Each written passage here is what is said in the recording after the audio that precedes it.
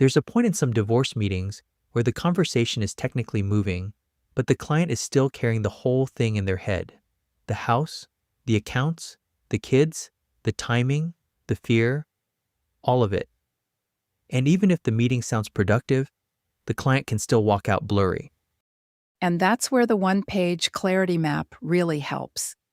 It takes a scattered, emotionally charged situation and turns it into one calm, shared page.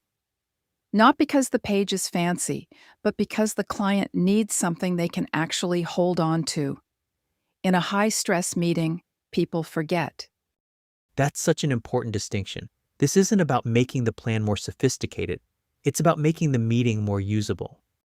Totally. It's a pressure reduction tool, not just a planning tool. That's the point. And the right tool changes the feel of the meeting. It helps the client breathe again. It gives shape to something that, a minute ago, felt completely shapeless. And that's really the heart of advising humans, looking at the human side of advice, especially in the moments where the technical conversation is carrying something much heavier underneath it. In these mini episodes, we focus on one practical idea advisors can use right away. This one is really about helping a client leave the meeting remembering what matters, instead of leaving with more mental fog. Okay, so let's make it super practical. When should an advisor use the clarity map? You use it when the client is overloaded, the situation feels blurry, and too many decisions are floating around at once. It's especially useful in that first meeting because the goal isn't to solve everything. The goal is to help the client feel less alone, less flooded, and more oriented, then leave with one clear page and one doable next step. So this is really for the moment when the client needs sequence more than more explanation. It is. And what it prevents is that feeling of everything still spinning. It keeps the client from leaving with 20 half-formed thoughts and no anchor. It cuts down the second guessing. It cuts down that feeling of, I know we talked, but I don't even know what we decided. And that's why this tool matters so much. It helps the client leave clearer, calmer, and more grounded in what matters. Okay, walk me through the actual structure. It's really simple. First, a one-sentence summary in the client's own words of what's happening right now. Second, the top 3 decision areas. Third, now, next, later. Fourth, who owns what, so the client isn't carrying everything alone. And then finally, a simple definition of success. If this goes well, what will the client be able to say when it's over? That is so clean. And I really love the who owns what part because it takes some weight off right away. It really does.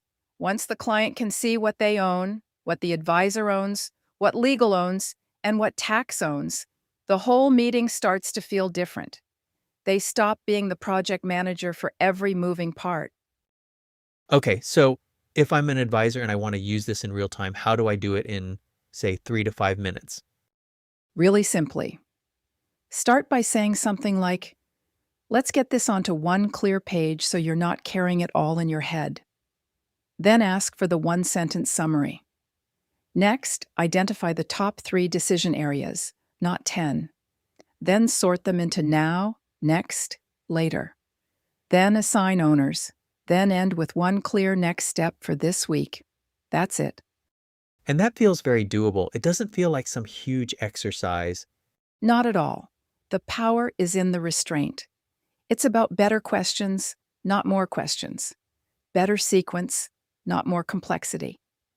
And honestly, the now, next, later framework is one of the most calming things an advisor can use because it reminds the client not everything has to be dealt with tonight. That line is so good. It really is. And this is also where you can use that required versus reactive lens.